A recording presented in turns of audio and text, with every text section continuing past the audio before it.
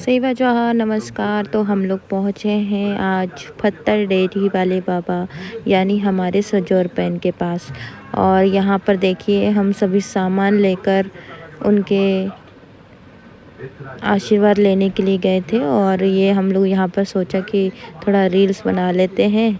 तो काफ़ी अच्छा लग रहा था क्योंकि वहाँ पे बारिश बहुत ज़्यादा थी और चारों तरफ जंगल था और छोटा छोटी नदी जैसा पानी बह रहा था। तो काफ़ी अच्छा लग रहा था।